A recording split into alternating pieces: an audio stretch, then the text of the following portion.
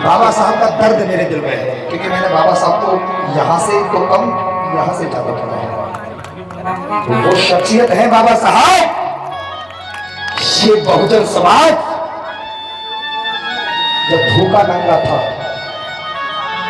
जब भूखा नंगा था, तो कोई आत्मा, परमात्मा, देवी देवता, कोई ईश्वर तुम्हारी देखभाल करने के लिए नहीं आता था। तुमको पैर की जूती, तुम्हारे पीछे झाड़ू, तुम्हारे गले में मटकी, जिसमें तुम थूके, तुम्हें थूकने भी नहीं दिया जाता था। अरे कोई कहता तो किसी ने तो दही की और मक्खन की मटकियां फोड़ी हैं। लोग कहते हैं भाई आप समझ रहे हो कि किसी ने दही और मक्खन की मटकियां फोड़ी है। अरे दही और मक्खन की मटकियां फोड़ने से तुम्हारा कल्याण नहीं हुआ। अरे कल्याण तुम्हारा जब हुआ जब बाबा साहब ने तुम्हारे गले की मटकी फोड़ी है, तब जाकर तुम आजाद हो। यहाँ कुर्सियां पड़ी हुई है, मैं देख रहा हूँ। लोग जब मन करता है कुर्सी पर बैठते हैं, जब मन करता है फर्श पे बैठते हैं। कभी यहाँ झाड़ू थी, कमर पे झाड़ू थी, लेकिन आज कुर्सी है। कभी गले में मटकी थी, मगर आज टाई है।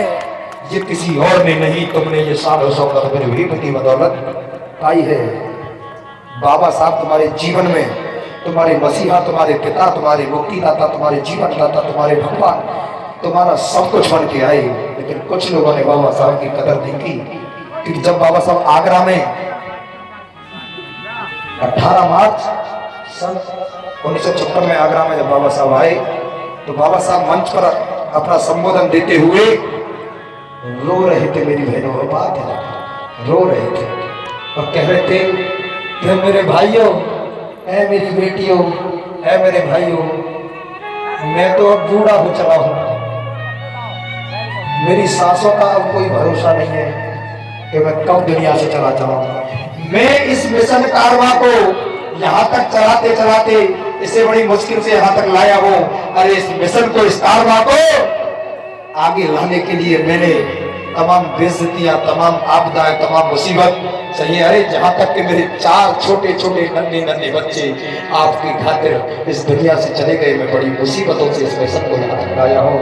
ऐ मेरे प्यारे बच्चों, ऐ मेरे भाइयों, मैं तो बूढ़ा हो चला हूँ।